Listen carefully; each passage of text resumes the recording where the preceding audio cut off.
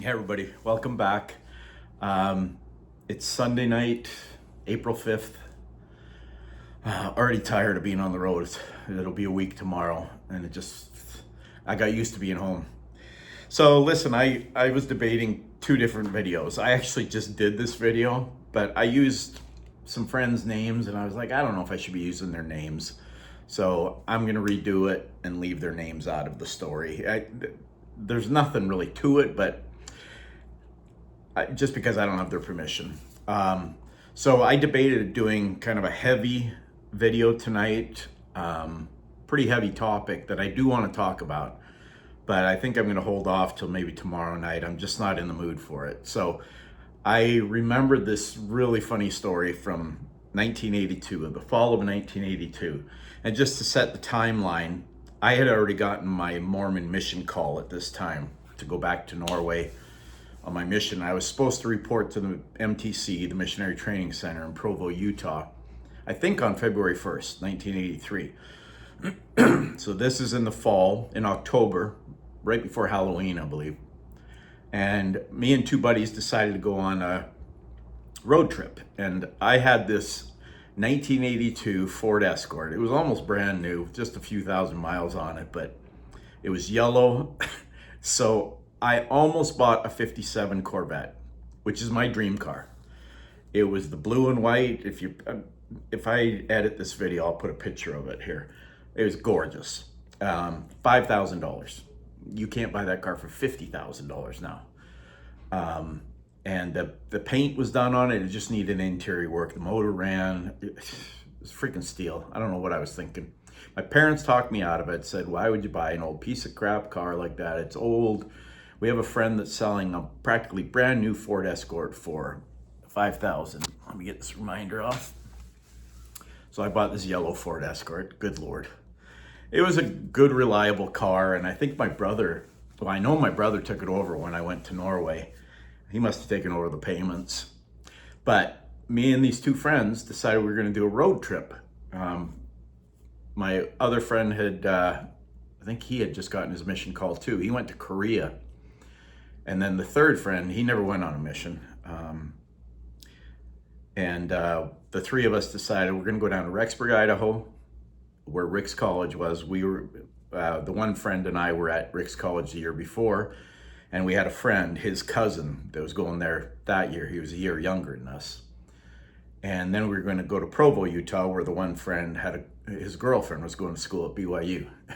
So we got there, and I actually don't remember if we stayed in a hotel or if we stayed at our friend's apartment. You know, he had like 5 roommates. So if we did, we probably just crashed on the floor or the couches or whatever, wherever we could find to sleep.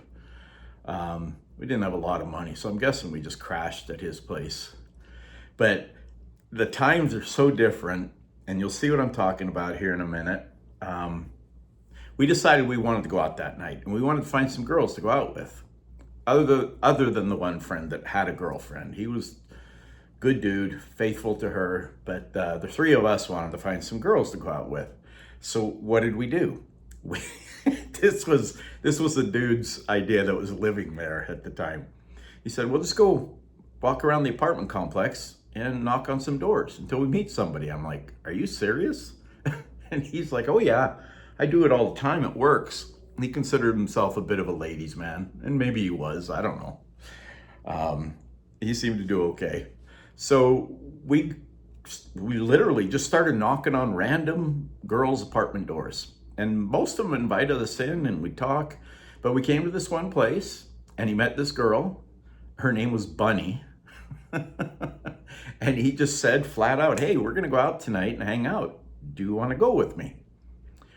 And she's like, yeah, sure, that sounds fun. I was like, holy crap, this guy's freaking stud.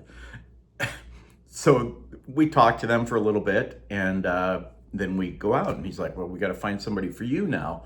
And the other friend, I guess, had met some girl that day, so she was going with him, so I was the only one without a date.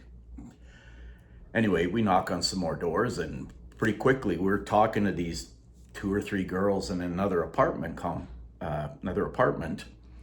And my friend, who already had the date with Bunny, liked this one in this apartment, said, hey, we're gonna go out and hang out tonight. Do you want to go with me? And she's like, yeah, that sounds great. So I'm like, what the hell is happening right now? Polygamy's been gotten rid of in the Mormon church for 100 years. So anyway, we go out of the apartment after a few minutes, and I said, dude, what are you doing? You already have a date with Bunny. He's like, yeah, I know what to do about that. And I was like, okay, come on, let's go back. We'll talk to her. So we go back, knock on the apartment door. She opens the door. She's standing there, and he's like, hey, I completely forgot. I have a date tonight. I'm really sorry. And she's like, oh. And he says, do you want to go with Arnold? Didn't ask me, didn't warn me, nothing. And she just looks at me and he goes, oh yeah, sure. So it was so crazy. So the 7 of us went out that night and hung out. And like I said, his girlfriend wasn't in that town, so he just came and hung out with us. I would like to go into more detail about what happened that night, but I can't do that. But let's just say it was a very fun night, and it was such a different time back then. You know, you talked to people, you met people. I feel so bad for younger people, and when I say younger, I'm talking, in their 20s and maybe 30s. They're single. I know from personal experience, people that are really close to me, it's really hard to meet people now. Everybody's on their phone. People don't know how to talk to each other. It's tough, and it wasn't like that back then. Now, granted, you had to have a little bit of cojones to go meet somebody and just decide, you know what? All they can say is no. And it worked out fantastic. And I've mentioned cruising and dances and stuff, and I met so many girlfriends that way. And I wish it was that way for young people now, because I don't know. It's just a different world, and I just got to accept it. But I see the struggles younger people have just trying to meet somebody or get together with somebody, have a relationship. So many people don't know how to talk to anybody anymore. So anyway, that story or that memory popped into my head, and I was like, that's kind of a fun one. I'll tell that, because anybody that's near my age, you remember how different it was back then. You literally met people and talked to them, and that's how you got girlfriends. That's sometimes how you met friends. Sometimes it went the other way. Sometimes it didn't turn out so good. But you know what? I wouldn't trade it for the world. I am so glad I grew up when I grew up. And yeah. Anyway, that's it. Tomorrow night, I think I'll do the heavy video. You'll know what I'm talking about when I do that video. Yeah. But for tonight, let's keep it light. I hope you enjoyed that. I love reading your comments. Thank you for subscribing and following, and just it's very cool. So I hope you all have a beautiful Sunday night. Just water tonight. And I hope everything goes your way. Peace, love. Oh, tack för denna gång. Men snackas igen snart. Peace, love.